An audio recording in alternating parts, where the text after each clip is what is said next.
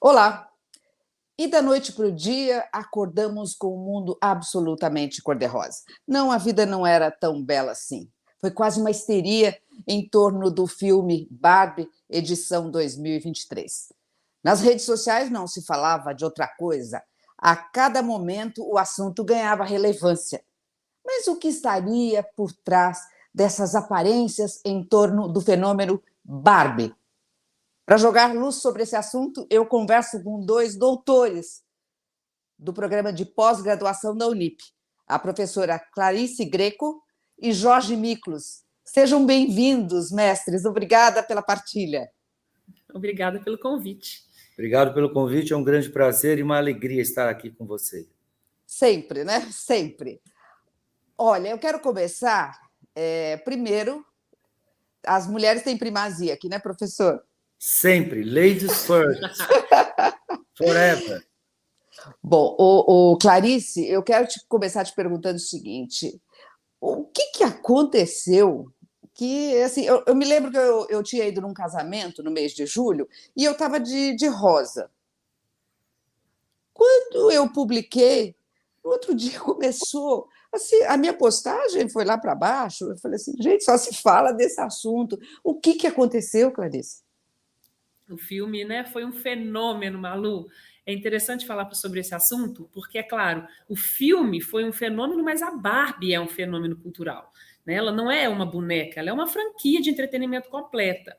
Então, já havia os filmes da Barbie em desenho animado, em cartoon, Barbie acessórios, disco, da banda de rock da Barbie. Né? Então, ela é realmente uma franquia de entretenimento, virou um fenômeno. E o filme ele trouxe umas demandas também de movimento feminista, de novos debates que, bom, não são mais novos, né? Mas de debates contemporâneos que surgiram e que não são originários de quando a Barbie apareceu como boneca. Então, acho que veio num momento muito interessante, de uma forma muito interessante, dialogando com essa nova perspectiva sobre a Barbie. Né? Então, realmente, e claro que teve muito investimento para o lançamento, o marketing também não pode ser descartado, mas funcionou muito bem também todo o decorrer do acontecimento desse filme. É isso mesmo. A professora Clarice sintetizou muito bem. A Barbie ela é um ícone da cultura moderna, da cultura de consumo, do American Way of Life, do modelo de vida estadunidense, norte-americano, dos anos 50, 60, 70. E o que acontece é que, o que acontece agora é que, então, a Barbie ela é também fruto do processo de globalização, porque meninas estadunidenses brincaram e brincam com a Barbie, mas tem meninas mexicanas, meninas guatemaltecas, meninas peruanas, brasileiras, da África do Sul, do mundo todo. A Barbie se globalizou, porque isso também fazia parte de uma política do soft power, que nós chamamos, que é o imperialismo sedutor, que é uma maneira também de expandir os valores estadunidenses e ocidentais, conquistando mentes e corações. Mas a Barbie, ela sempre representou um padrão de comportamento feminino, de corpo e de comportamento feminino, lá nos anos 50, anos 60, quando ela foi criada. E o que esse filme traz vamos dizer assim, o mesmo ícone, o mesmo material, a mesma substância, só que com sentidos e significados diferentes. É uma Barbie repaginada, é uma Barbie reatualizada à luz de um espírito do tempo. O espírito do tempo hoje é muito diferente do espírito do tempo dos anos 60, porque nós tivemos aí muitas coisas acontecendo desde lá para cá. Feminismo, empoderamento feminino, as discussões de gênero, a luta pela igualdade de gêneros, tudo isso ganhou uma pauta social, corporativa, e o marketing precisa acompanhar para conseguir dialogar com a sociedade. Acho que é um pouco isso, né, Clarice? Acredito que foi um ótimo complemento. Clarice, mas você acha que isso é bom ou isso é ruim? É muito complicado falar em bom ou ruim quando se fala das questões de cultura pop, principalmente, que acho que seria o meu objeto de estudo mais próximo. Porque a cultura pop, assim como a cultura, ela sofre mutações naturais. Né? Então, algo que surgiu nos anos 50 como esse padrão norte-americano para ser exportado em soft power. Houve mudanças culturais naturais, questionamentos, o movimento feminista, enfim, movimento negro, movimento de várias minorias sociais que se organizaram para reivindicar a representatividade, né? Então, como o professor Jorge disse, o marketing tem que acompanhar, e é muito interessante que o cinema tenha acompanhado, né? Bom, Greta, a diretora, ela já tem uma visão, é uma mulher com uma visão bastante crítica. Então, pegar esse símbolo, esse ícone, que ele poderia ser tido como uma coisa mais retrógrada, conservadora, né? E você colocar um ar progressista, de questionamento da sociedade dentro disso, eu acho positivo, né? Então, você falou bom ou ruim, é complicado falar isso do ponto de vista acadêmico, puramente de pesquisa, mas é uma evolução natural da sociedade e que acompanhar isso eu acho mais positivo. Eu acho que nem tão maniqueísta assim, né, professora? Acho que tem as camadas, né? E aí eu queria ouvir o professor Jorge também sobre isso. Eu concordo plenamente com a professora Clarice.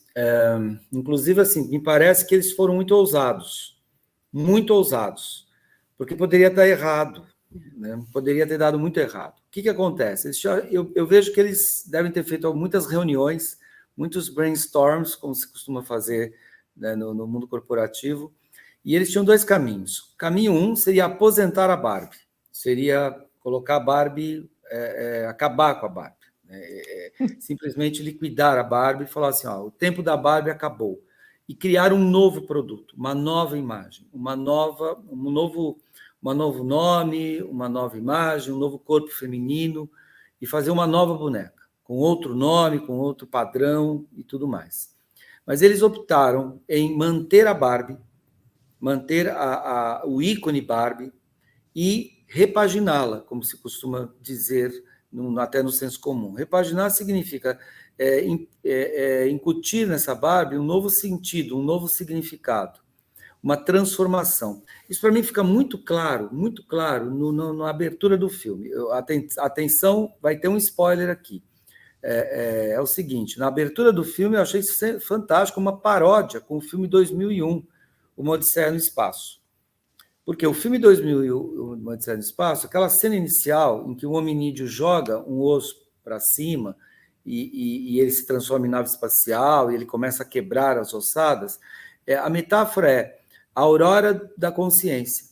É a aurora da consciência. Lá, o filme do Kubrick, 2001, Uma Odisseia do Espaço, que é de 1968, traz essa cena que é antológica na história do cinema, que é uma cena na qual está mostrando que aquele hominídeo deixou de ser um animal e passou também a ser um animal consciente, ser ciente.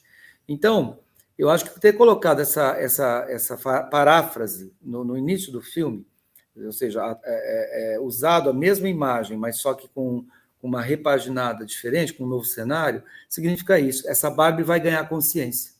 Vai ter uma nova Barbie surgindo aí. Não é mais aquela, é outra Barbie. Então, me parece que a opção deles foi essa, foi ousada e foi corajosa. Nós vamos manter a mesma imagem, a mesma boneca, com o mesmo nome, o mesmo rosa, mas vai ser uma outra pessoa que vai nascer daí. Parece uma transformação psicológica. Sabe quando você ganha consciência e você passa a ser uma nova pessoa? Né? Você deixa de ser uma pessoa que você pensa de um jeito, nenhuma perspectiva, com alguns valores, e parece que essa Barbie cresceu. Ela cresceu e ela começou a dialogar com maior força com o mundo moderno. Representa uma tomada de consciência. Uma tomada de consciência. E é outra Barbie. Quer dizer, atenção para o spoiler, assim, não é a mesma Barbie ao início do filme. Para o final, não é a mesma pessoa que está lá. Parece que ela fez terapia, sabe assim? Ô, Clarice, mas eu queria entender o seguinte, e como é que, na sua avaliação, como é que ela conseguiu transcender ao tempo? Olha, isso é interessantíssimo. Claro que existe uma perspectiva de marketing de acompanhar as mudanças da sociedade, como a gente já pontuou aqui, né?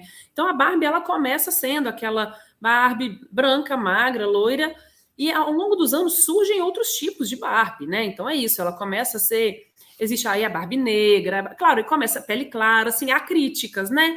A Barbie que era para ser a gordinha não é tanto, assim, salvas as devidas críticas, a marca tenta se colocar para ter mais representatividade, para que outras pessoas se reconheçam naquilo, né? Naquela brincadeira, na boneca mesmo. E então começam também as roupas, aí tem a Barbie cowboy, a Barbie roqueira, a Barbie, né, então a mexicana. Então você começa a encontrar nas prateleiras também aquele brinquedo, aquela boneca que te representa. Então a partir daí isso ajuda muito a transcender o tempo. Houve uma queda, uma época Barbie, teve uma retomada, assim. Uma coisa que eu acho muito interessante também é que estamos vivendo um momento de retomada de nostalgia. Então, a gente tem aqui o documentário da Xuxa, o documentário do Balão Mágico. Já tem uma questão, desde Stranger Things, com cenários dos anos 80, uma retomada, muita coisa de true crimes, que eles falam, né? Séries de crime, volta a Daniela Pérez. Então, assim, estamos numa época em que tem se revivido muito o passado, principalmente ali os anos 80 e 90, né? Então, a Barbie se insere dentro desse, você falou, espírito do tempo. No audiovisual, isso está sendo bem nítido, né? Existe todo um nicho, um percurso que é de retomada, de nostalgia de elementos da cultura pop dos anos 80, 90. A Barbie antecede a isso, mas está dentro dessa retomada. Então, eu acho que essa boneca que acompanhou, que sobreviveu, que muitas gerações brincaram, ela tem a ver com esses novos encaixes, novas representações. E agora, nessa retomada de nostalgia, coube muito bem relembrar a boneca em audiovisual, que é onde esse movimento está acontecendo bem nitidamente. Interessante. Eu estou aqui me lembrando de uma frase, que é uma metáfora que aparece na Bíblia, que diz assim: vinhos velhos em odres novos, vinhos velhos em garrafas novas. No caso aí da Barbie, é o inverso, né? É um odre velho, mas com vinho novo. Ou seja, ela é um suporte, ela é uma imagem, ela é um objeto que é a mesma, né? E que foi sendo customizada, como muito bem lembrou a professora Clarice. Customização também é uma tendência do marketing, que é fazer a mesma calça jeans, só que uma calça jeans, a sua vai ser rasgada, a sua vai ser descolorida, a sua vai ser com tipo pantalona. E essa nostalgia é verdade, né, Clarice? Eu tenho visto muitas meninas andando com calças boca de sino, hoje, as meninas jovens aqui que estudam na Unip e tal, andando com umas calças boca de sino que se usava nos anos 60, nos anos 80, nos anos 70, né? Então, há uma nostalgia. Então, essa Barbie, ela é o mesmo, é a mesma estrutura física que aparece no filme, por exemplo, só que com uma mentalidade vai se transformando, ela vai passando por uma série de processos sociais e psicológicos também, vai encontrando outras coisas, e isso vai fazendo com que ela se transforme, né? Não por acaso, atenção, momento spoiler, outra coisa que ficou muito forte para mim e evidente é que a criadora da Barbie no filme, ela aparece como a fada azul, né? Ela aparece toda vestida de azul. E me lembrou muito um arquétipo, que é a fada azul do Pinóquio. Quem é a fada azul? O que a fada azul faz com o Pinóquio no conto de fadas? Bênção que amaldiçoa, né? Ela transforma aquele boneco num menino de verdade.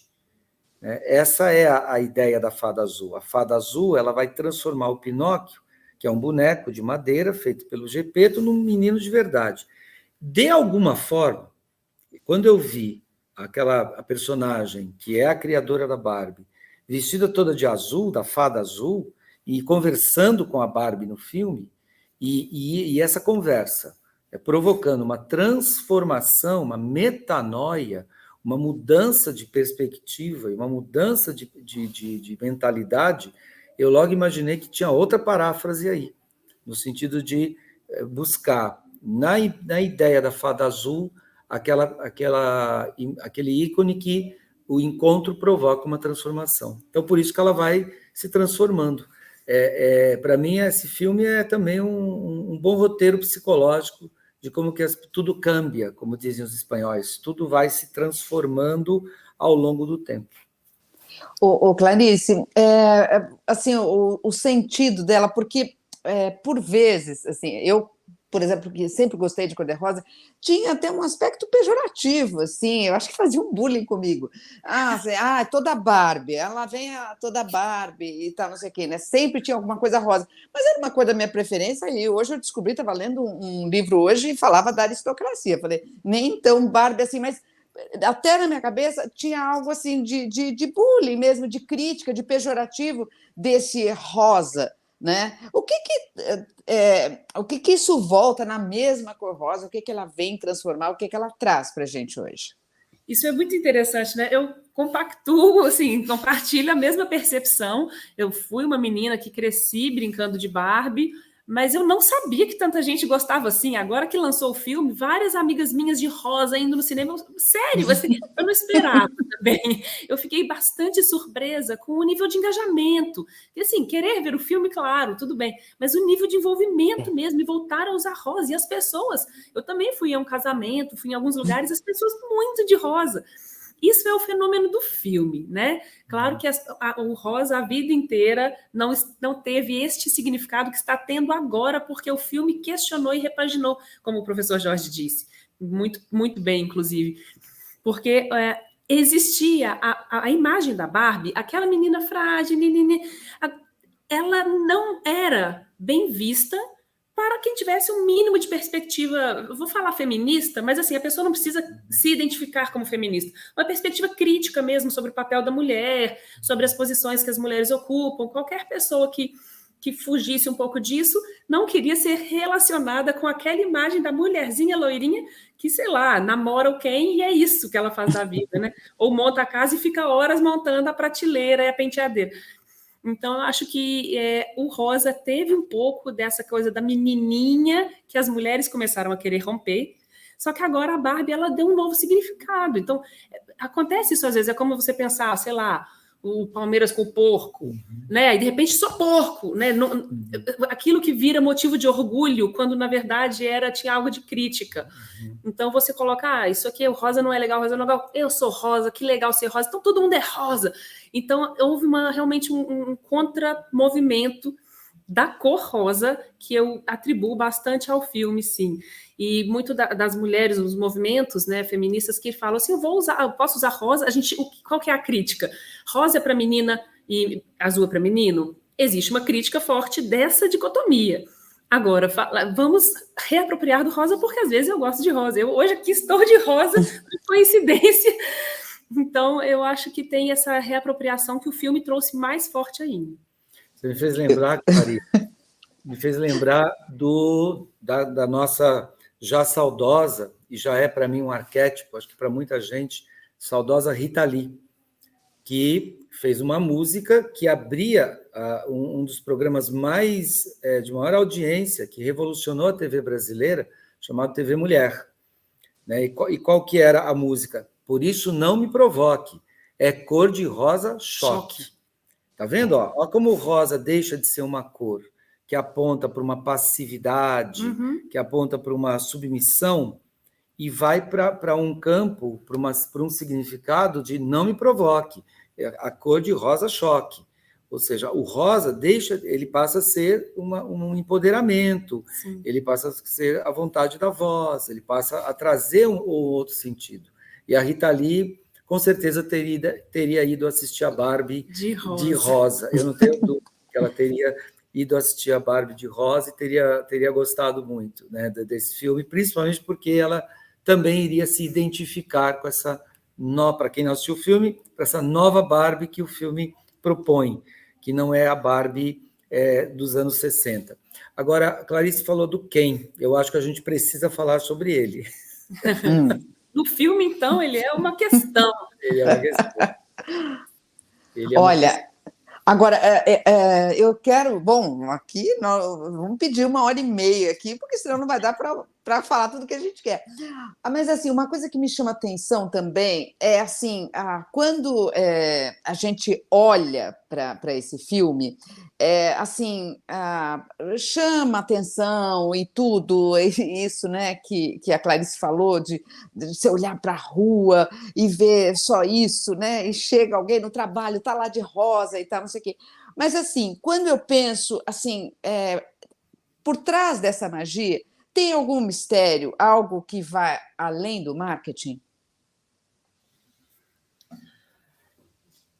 Olha, eu acho que para responder essa pergunta, eu teria que retomar um pouco o que eu já falei, que é a questão da identificação e do movimento natural, né? Então, eu acho que essa bandeira da posição das mulheres, ela vai além do marketing, com certeza, né? O marketing talvez acompanhou isso, igual eu falei, no momento em que nostalgia está sendo bem-vinda dentro desse universo de cultura pop, a Barbie vir ressignificada com críticas sobre o papel das mulheres, sobre o Ken. Acho que isso transcende o marketing, isso é uma questão social, né? Então é um momento certo, lugar certo, do jeito certo, né? Então acho que isso não tem fórmula de marketing, nem fórmula de roteiro que vá conseguir determinar ou não um sucesso. Tem um tanto de natural, sim. Eu, como sou um estudioso da psicologia analítica, criada pelo Carl Gustav Jung, o Jung talhou um conceito de arquétipo. Ele dizia que todos nós somos portadores de 3 níveis, né? O nível da consciência, e existe o inconsciente pessoal e existe o inconsciente coletivo. E nesse inconsciente coletivo vivem os arquétipos, que são formas universais e atemporais. Então, a Barbie, usando aqui um pouco, eu estou fazendo aqui uma interpretação livre do conceito de arquétipo do Jung. A Barbie, para mim, ela aponta para o arquétipo do feminino. Ela é uma atualização de um dos arquétipos, e a gente poderia pensar cujas expressões foram as deusas gregas. Existiam muitas deusas na Grécia Antiga, que elas representavam arquétipos femininos e potências femininas muito diferentes. Por exemplo, Atena. Atena era uma deusa grega da guerra, da lei. Ela governava Atenas, ela tinha uma roupa, uma lança, um escudo, um elmo, era uma deusa guerreira. Já Afrodite era a deusa da beleza e do amor.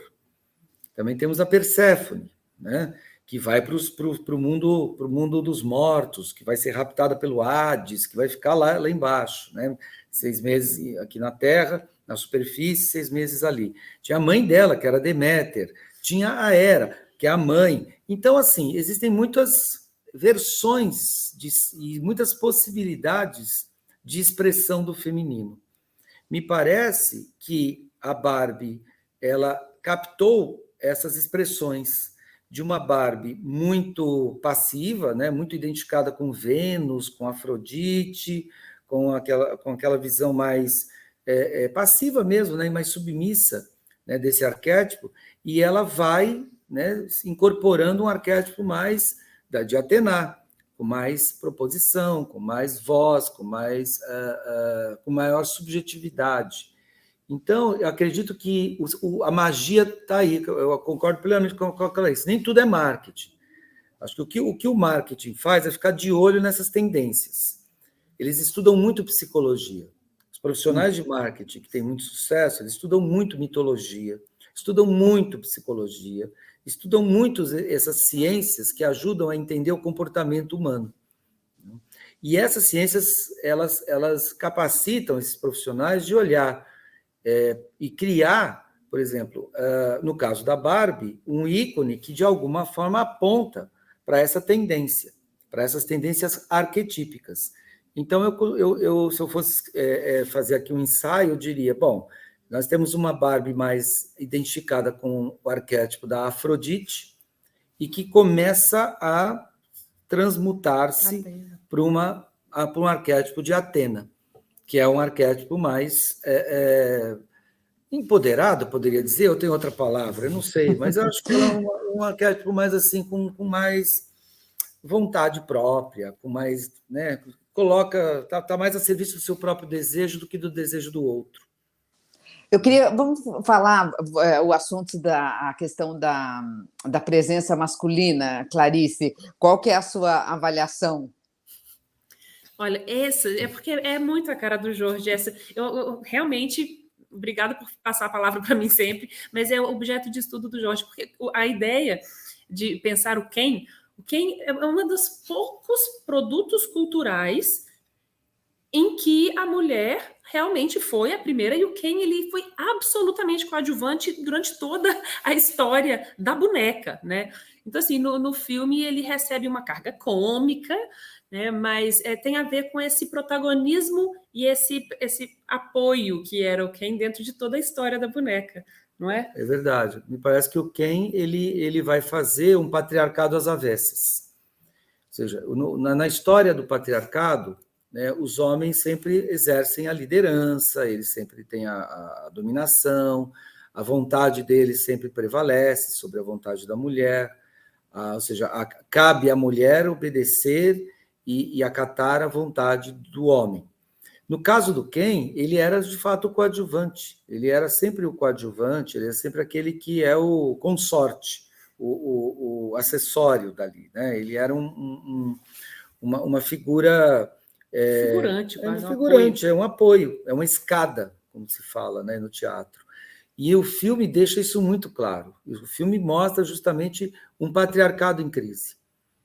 Por isso que muitos homens que hoje militam na internet, que são esses movimentos como Red Pill ou MGTOWs, que são esses homens que estão ressentidos porque eles acham que os homens estão perdendo poder, que os homens estão perdendo protagonismo, porque o patriarcado está em crise e porque os homens não sabem mais ser homens. Tudo isso que tem povoado essa blogosfera e muitos influencers assumindo essa posição, não gostaram do filme. Aliás, odiaram o filme. Fizeram muitas críticas ao filme. Por quê? Porque justamente no filme mostra claramente esse machismo em crise, essa potência machista em crise, o que eu acho muito bom, né? Porque coloca justamente suscita uma reflexão sobre se esse machismo, ele de fato ele é benéfico ou ele é tóxico para a sociedade. E, principalmente, tóxico para os próprios homens. O próprio Ken começa a entrar em crise dentro dessa persona patriarcal e dessa persona machista. Olha aí, mais um momento spoiler do filme. Né? E eu acho interessante, você colocou a questão das pessoas que não gostaram do filme, se sentiram ressentidos. Não são só os Red Pills. Há muitas pessoas que não se envolvem com temáticas progressistas ou pautas feministas ou de transformações sociais, que não reivindicam, sentiram que usaram a Barbie para fazer política. E aí, com isso, você tira aquela aura da pureza da boneca. Então, muitos fãs da Barbie que não estão envolvidos com essa crítica se sentiram ofendidos porque mexeu com o cânone, mexeu com a boneca, despurificou. Né? Então, acho que tem essa coisa também desmistificou algo que era muito puro e usaram para uma bandeira política como se a Barbie agora tivesse um partido. Mas veja bem, é um filme também, isso é muito interessante, é que o filme teve uma repercussão tão grande que ficou parecendo que a Barbie se transformou.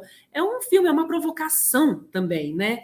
E acho que cabe aos fãs da Barbie também entenderem que não, para esse lado eu não vou. Assim como lançaram a Barbie roqueira, talvez eu não seja roqueira, né? Você não precisa ir, mas você transita dentro daquelas visões sobre a Barbie como um todo, como uma franquia. Né? É verdade. Mas que eu vejo também essa questão o Ken aparece muito no filme. Quem não assistiu vai se surpreender, porque ali tem uma transformação e uma crise. A transformação da Barbie e a crise do Ken.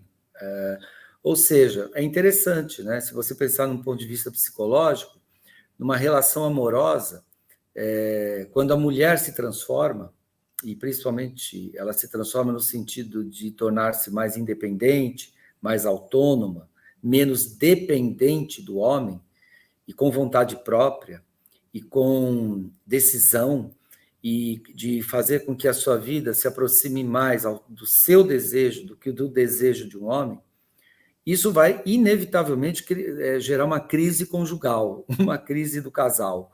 Tá? Então, vai rolar uma crise, eles vão ter que discutir a relação, como se fala no popular, né, no filme, porque, de fato, a transformação da Barbie, o Ken não passa incólume a essa transformação.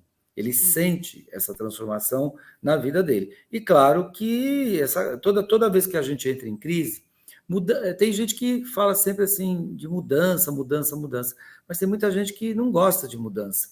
As mudanças são perigosas. A mudança sempre envolve um risco. A mudança sempre cria ansiedades.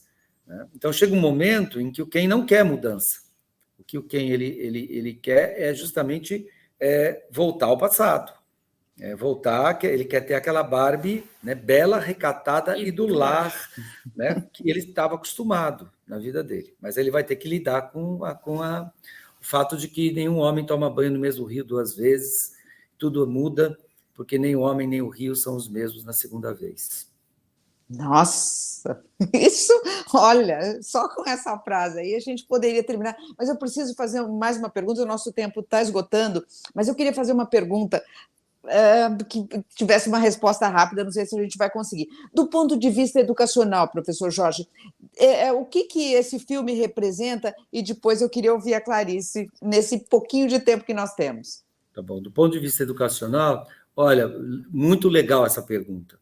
Eu acho que aí a Clarice vai ter até mais o que dizer do que mim, mas eu sempre acho assim que muitos pesquisadores e muitos cientistas tem um olhar assim de falar mal da mídia, dos produtos audiovisuais, que sempre acham que os produtos audiovisuais são sempre nocivos e tóxicos, alienantes, e todo aquele papo que já é até datado nesses estudos. Mas eu sempre acho que assim, é uma grande oportunidade. Eu tenho a impressão de que esse filme pode ser levado para as escolas, ele pode ser exibido nas salas de aula, nos anfiteatros, e colocar realmente essa discussão das relações de gênero hoje. Acho que é um filme que coloca essa questão das relações de gênero, das identidades de gênero, e principalmente numa pauta que eu, particularmente, vejo como muito necessária para a sociedade, que é a igualdade de gêneros. Igualdade no trabalho, no salário, na política, na cidade, na universidade e dentro de casa, principalmente. Então, um filme que suscita essa pauta, essas discussões e essas reflexões. Então, nesse sentido, ele é muito bem-vindo no meu modo de ver. Eu vou arrematar, então, com alguns pontos sobre a questão do educacional na cultura pop. Primeiro, um filme, que é o que o Jorge já falou um pouco, então não vou me alongar, mas qualquer filme ele pode ser usado para fins educativos a partir de uma leitura crítica, até em sala de aula. Né, apoie ou não a visão apresentada, mas qualquer visão crítica ela é educativa, né, por si só. E retomando até agora a boneca, porque eu acho que eu entendi que a pergunta pode ser para o todo, né? A Barbie ela tem um aspecto assim, qualquer brinquedo ele tem o seu viés educativo, o seu aspecto educativo. E aí eu retomo uma analogia que você falou da calça jeans que é rasgada. John Fiske ele escreve sobre a representação do popular e essa audiência que se apropria. E ele faz uma metáfora da calça jeans. Ele diz, produzem uma calça jeans. O que será feito dela cabe aos grupos. Então, vai ter o grupo que vai rasgar sua própria calça, vai ter o grupo que vai apertar para ser justa com usar com salto alto, vai ter o grupo que vai pôr glitter, vai ter o grupo que vai pôr um cinto de cowboy, e é do grupo. A calça jeans está lá. Então, a Barbie, como ela foi usada dentro da casa das crianças, a gente não sabe. Pode ter a menina que põe a Barbie para trabalhar e ser executiva. Quer dizer, pode não, com certeza tinha, inclusive com as minhas amigas isso acontecia. Então, assim, o que era feito, como essa narrativa da Barbie era construída, é absolutamente educativo e por conta das crianças. Outra, a socialização, porque não se brincava tanto sozinha, a gente se reunia para brincar de Barbie. Esse aspecto social da boneca é uma coisa que acrescenta muito. E o terceiro é um laço social compartilhado, é um repertório comum, que o mundo tem, as gerações têm, e esse repertório comum ele também tem um valor educativo no sentido social, né? Do trato social e da evolução também, que eu acho muito válido. Aí o filme arremata também com esse viés crítico. Olha, mestres, doutores, eu tive um imenso prazer, realmente eu saí muito melhor do que eu entrei, estou esclarecida e assim, Vocês jogaram reflexões. Quero agradecer demais a professora Clarice Greco e o professor Jorge Miklos. Olha, foi um prazer muito grande conversar com vocês hoje. Muito obrigada e até uma próxima. Até uma próxima. Até. Nós aqui agradecemos. Foi Obrigado. ótimo. Também gostei. Tchau. Tchau.